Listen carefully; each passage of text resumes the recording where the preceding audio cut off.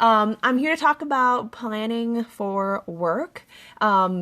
This I plan in a Foxy notebook, so this lovely traveler's notebook right here. And whether you are a traveler's notebook planner looking to check out the new Foxy or how to plan for work, or if you are a bullet journaler looking for tips on how to plan in a traveler's notebook or for work, hopefully I've got something for all of you. So I use the bullet journal system inside of a traveler's notebook. The original bullet journal system you can find on bulletjournal.com, based on using one notebook, so typically one notebook for everything. And for a full breakdown, definitely check out his video on his blog to walk you through that. But it's based on a couple of key things. You have an index for all your pages, a section for future planning, your monthly, your daily logs, and any kind of lists are called collections, and they all go in one notebook. Today, I'm going to show you some of the traditional ways that are more based on Ryder's version, and then I'll show you my personal spin based on the traditional style. A lot of people, when they start out, it's very overwhelming because you don't know where to begin, but I always recommend that you start with the original and then go from there and make it your own, and then you can adapt it to whatever you want. So I bullet journal in a traveler's notebook because of the flexibility that it provides. I can have little books for each different section of my life, which I really enjoy, rather than having everything in one big book. So the age-old question, do you keep your bullet journal work and personal, both? Do you keep them separate? It's an age-old question, and I personally keep them kind of both together in one book, so I carry that around with me in terms of my tasks. This month, what I've been trying is doing a separate notebook at work, just for work. So this is my baby bullet journal. It says, "Hello, beautiful day" on it, and it's from PaperSource if you're interested in that. But I keep this at work. This one I leave at work because it's got just like notes and projects and stuff in it, and I don't need to reference that. But what I do need to reference are my planning tasks, which I keep in one of my inserts in this book. So it's kind of a mix of both, because the one limitation of planning in a traveler's notebook is that you have smaller notebooks. And so you don't always have room for all the lists you want to make. So can you just see how beautiful this is? So I keep my tasks in this. When I think about tasks, it's not just during 9 to 5 or at night. So I always kind of have this with me so I can jot those down, because I can't keep track of two different task planners at once. So, I will be showing you some ideas in the Foxy notebooks. Kelly from Foxy Fix sent these over to me. I've been a long time fan of her work and her stuff. So I'm just showing you, this is that brand new Marina Blue that she has. It's releasing, I think yesterday and today. Originally, I had this beautiful pink cover from her. So just to give you a quick comparison, this is a little softer, you can just see, and then this one is a little more firm. It's very supple, you just feel it, and it's just super soft. And the inside is, you can just tell how beautiful that is. The difference is that now, like, the elastic comes off of the spine, whereas the old covers came off of the back. I am loving it already. I have mine in a size wide. And for bullet journalists who use A5 notebooks, she's doing an A5 release soon, so keep an eye out for that. But I have the quad strand, so I can fit 4 notebooks in here, and I'll show you that in a second. She also sent me these Foxy notes, so she sent me 2. She's got these inserts that go into the Foxy covers, and they come in dot, so my favorite is the dot. Bullet journalists, you know. And then lined. So I'll be showing you some traditional bullet journal ideas in this insert, which you could put into the Foxy or just leave at work, whatever you want to do that works for you. I just wanted to give you a sense of what this looked like. So walking you through, I had to first think about what did I need for my work planning? I'll talk about inks in a second. That's a great question. You first have to think about what do you need to plan for work. So when I think about the needs that I have for work, I know that I need staff meeting notes, a place for my notes for meetings in general, places to plan for ongoing projects, a parking lot for future projects. So I work in education, so summertime, that's that magic land where things will get done, right? Is in the future, in the summer. And so I will need a place to put those at, idea mapping, check-ins with my supervisor, and check-ins with my student employees. So going from there, I created my system based on Ryder Carroll's bullet journal.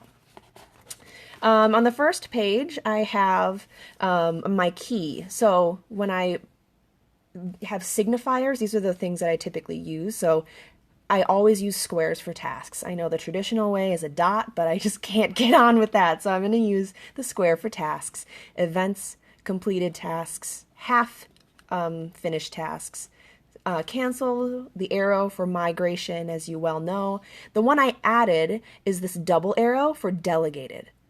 There's a lot of team projects at my work, and so sometimes I pass off stuff to somebody else, which is a great way to get stuff off your to-do list if you are not the person to be doing them. I have a lot of meetings and one-to-ones, so I'll use my initials, JC, and then to talk to someone else. So that's my one-to-one shortcut. Dot is a note, and of course make time for love and connection during my day. I don't want to ignore moments where I have conversations and things I want to acknowledge that was part of my day as well. My index, of course, knowing what is on the numbered pages ahead. I have ones for notes and then a column for projects, just to keep those two separate and to save you some room on a typical index. I use Google Calendar. Some of you may not, some of you might, but if you are completely analog, this is what you need to do for a future log, is just plan for the 6 months ahead or however many you want to, so that when something comes up and you can't write it down, you know it's coming sometime in the future. There's a difference to me between having appointment slots and tasks due. So if you have a lot of projects at work, you know that you need to have tasks spaced out over time. So that's that. Something that's most important to your work are goals. You always begin with goals. You know then what you're working toward. And so at your annual review or whatever you want to think about for your role, have those goals listed out. And then break them down over in each of the categories. So for example, one of my responsibilities is handling instructor training. I've added page numbers for where I'm going to flesh that out further in the future. And then I know that I need to have the fall schedule done by August 1st. So what are the things that are involved? I have to write down, okay, who am I going to partner with? What do I need to do? What are some of the big goals that I have for training? So having that all in one place might help you break it down and then see how you can timeline that out to get it done. And this is a nice way to refer back to when you have performance reviews like I do in March. This is my version of a monthly. So I know Kara Bohoberry this is inspired by her. She had that go across. The traditional monthly just has the numbers down the side, and you can create events and appointments. But again, I kind of like to have things a little separate. So I have events and appointments, yes, and I have a column for my teaching responsibilities. So I know this time it's going to be busy with having verbal feedback sessions with students. And then there's certain tasks that I know I have to do throughout the month by certain days. So I know that I need to write my performance review by this day. So I'm going to write that down. And then on the right-hand side, I have top 3 goals for the month or top 3 tasks for the month. if nothing else gets done, these have to get done. So I leave that there. And then tasks, things that I know at some point, they don't have a date yet, but I know I need to get those done. I really like this because you can see when your days really fill up. If you can see like, oh, okay, we already have things going on here. Should I lighten up my meetings this day? Yes, probably. So you can kind of use that to help you manage your time a little better, knowing that you have commitments that you've already slotted in. So that's that. Of course, then you have your dailies, the best hacks, I think. So you'll have your dailies. A lot of the most common hacks that I've seen is that line down the middle, just to give you a little more space to write things. I'm a big fan of that top 3 thing. So then you start, these are some of the pages that you might use. You have notes for staff meeting. I put tasks on the side because I don't want them to get lost in the notes. So I have tasks going on the side. I'll get back to this in a second, but for example, supervisor check-ins, here's my agenda, my notes, and the tasks that come out of my supervisor check-in. So those are some examples of pages. In my real work bullet journal, I'll show you some of the pages that I have been using in addition to these traditional ones as well, is I have what I call level up. If you are a Nintendo nerd like I was, you level up by unlocking so many achievements. Oh, thanks for the hearts, you guys. And so it's a version of Kim, Tiny Ray of Sunshine's accomplishments log.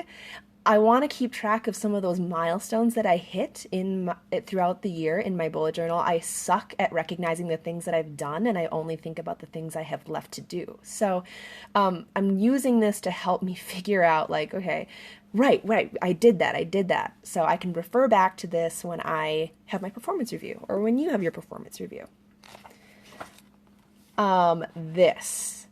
Look how cool this looks.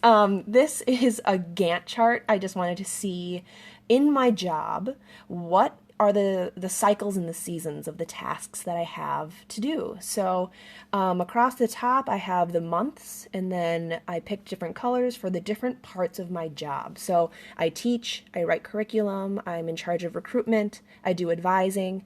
So I list all those on the side, and then I shade in when in the year that is happening. So my heavy times for writing curriculum are in the summers when I'm not teaching. And then I just went back over it to make it darker for times where I'm doing it and it's really intense. So that it requires a lot of effort. So you can see like, oh wow, February there's quite a bit going on, or in September there's a whole lot going on. So this Gantt chart helps you visualize when you should decide to tackle certain projects. I split it down the middle so I can put my projects, my specific projects that don't really, that are separate from the typical yearly responsibilities, and then slotted in when I wanted to work on them. So I want to automate a lot of the things that I can in my work. And in here, I realize there's light amount of work going on, so I'm going to plan on doing that this summer. And then on the side, if I know I need to flesh out some of these projects some more, I have page numbers for what the collections are that I'm referring to. My job, to give you some context, I work at a university and I teach 2 of our core classes and am on staff for our academic program. So it gives you some context for how my year goes. So, yep, notes, it's all in one place, which I love. And then here's an example of something that I might use as a project layout. I'm starting this project in a couple weeks, and I wanted to have a space for it. So I have projects that I need to carry out multiple times. So if you know you need to do, for example, curriculum for 4 different levels, I didn't want to write a new thing every single time because they have such similar tasks. So I have one notes sheet for goals or timelines or notes, and then on this side, I know here are the 4 different levels that I have to do this for, and all the same tasks that repeat across. So I can just check. And so another example of a layout that I like to use is this. I am in charge of reorganizing our physical space along with my colleague, and so I created this layout. So this is again open for notes, and in this case, probably drawing out what I want to do with the space. And on this side, some of the things that we need to do and the things that we need to buy. So if you're in charge of an event, perhaps you need to know, oh, right, these are the supplies, these are the tasks, and these are maybe the roles that people have to take. If you're delegating anything, make sure you add a column for the initials of the person that you delegated to, so you can refer back to that. And so back to this Foxy Notes. I know I'm taking up some time here. I wanted to do a pen test, people's favorite thing. Kelly here, I wanted to just use some of my common pens on the paper to give you a sense of what the paper handles, and so I'm using some of people's favorites. So Uniball Signo, my high-tech Coletto, the quad pen, Statler fine liners, my Tombow Food and Suki, and then Faber-Castell, Pilot, Pentel Touch, my fountain pen. So for those fountain pen lovers out there, this is my Pilot Metropolitan, Stabilo, Pilot Juice Pen, my Bic Triumph, and the Pilot G2. And if I flip over to the other side, you can hardly see any of the ghosting. There's no bleed. The only ones that really show through are those brush pens, which makes sense because they are thick, they are inky, so you can kind of see the Pilot Petite coming through, but it's very minimal. The Pilot Micropolitan, I'm using a medium nib, and so you can see just like the ends of those strokes on a couple letters. But if you're writing quickly, that shouldn't be a problem. So it looks like, I covered a lot of the basic pens that you might be using, and they don't really show through. So that's really cool. I look for that a lot in my inserts. It's why I stopped using the Moleskine inserts, to be honest. You could see everything on the other side. So it's really great news that this handles that pretty well. Now, that's my basic work system. I keep all my tasks for my personal and work in my Foxy. So I have this weekly that I use. You've seen this on my Instagram. But I keep both my work and my personal tasks in here. Anything that I'll write in here or in here for projects, I will take the tasks and to-do items and put them in the weekly so I don't lose track of it. You'll notice there's different sections. You might do that too. If you supervise someone, I put her initials here. This is for my blog. This is for things I'm waiting on, especially if you're in a team environment. That could be helpful. And then I have one column for personal tasks and one column for work tasks. If you're worried about running out of space, rethink what tasks you're packing into your week, because sometimes we do overplan and think that we can get more done than we think we can. So that's my system. This Foxy is fitting my 4 notebooks.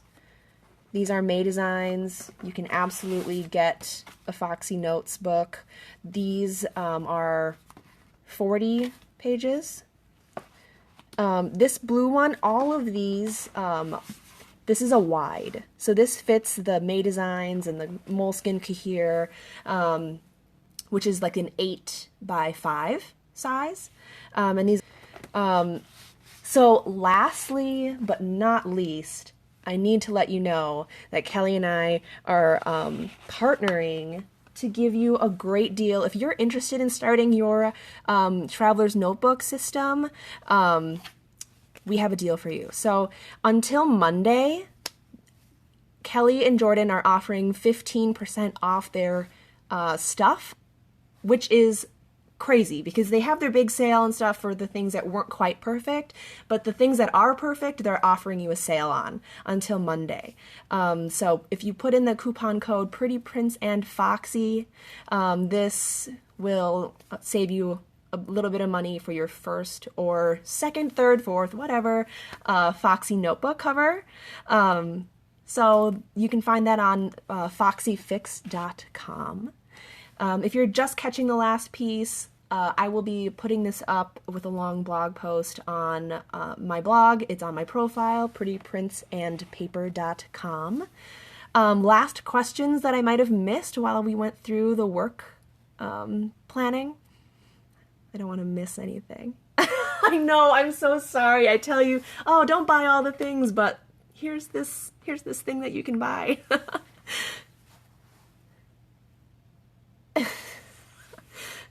Last call for questions on my system before I let you, ooh, hold on. Yes, Kelly has a question. What's your question?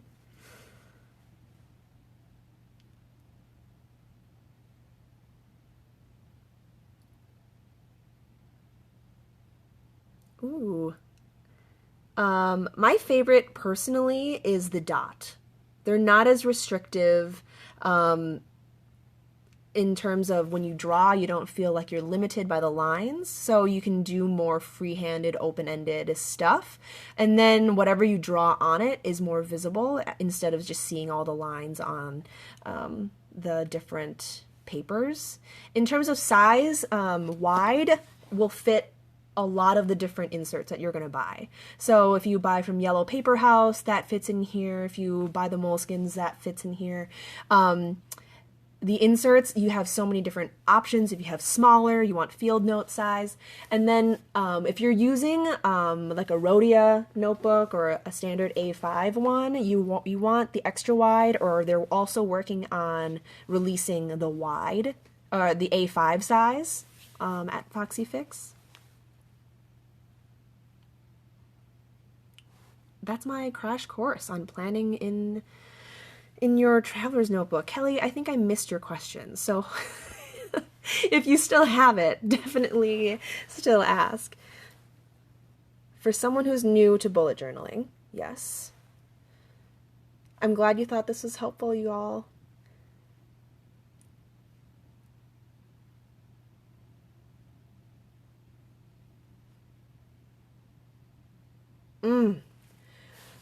If you're new to bullet journaling, I say you start as simple as you can. Like, don't get too worried about making things look pretty, making things look a certain way. You start off with the original system and just see how you use it.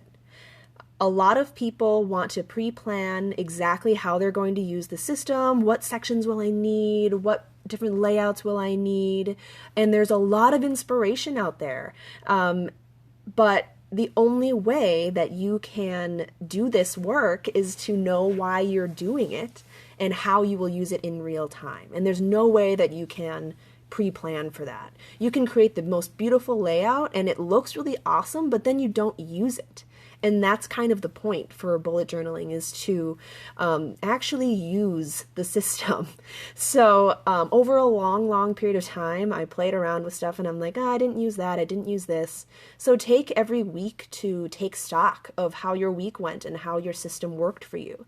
And if it's not working, then you adapt, you turn the page. And that's how the system is so great, is that you have complete flexibility. So that's my number one thing I would tell people, is to just start and use the system and be like, why didn't this work? And what can I try next week to make it work?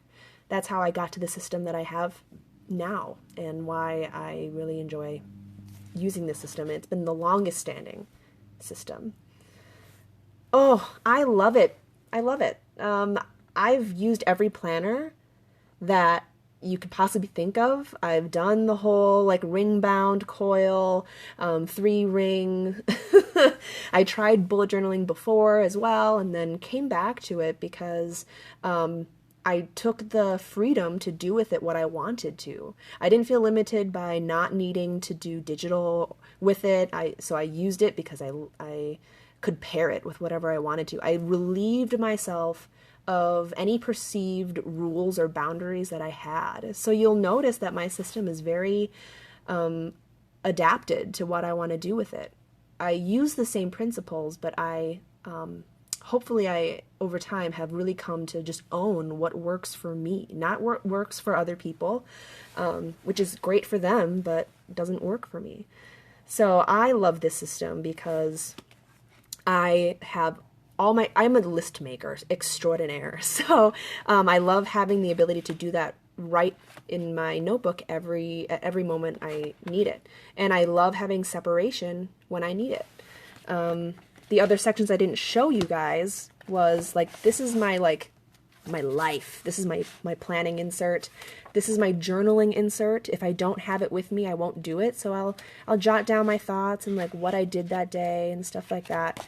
This is for my blog, and this is for all the extra lists that I make. So things that I refer to but don't need to see on an everyday basis. And I love that because I can have that kind of separation and categorization and flexibility. So when one notebook runs out, I add another one in. So Listaholics Anonymous, not so anonymous, right? So that is it, y'all. Thank you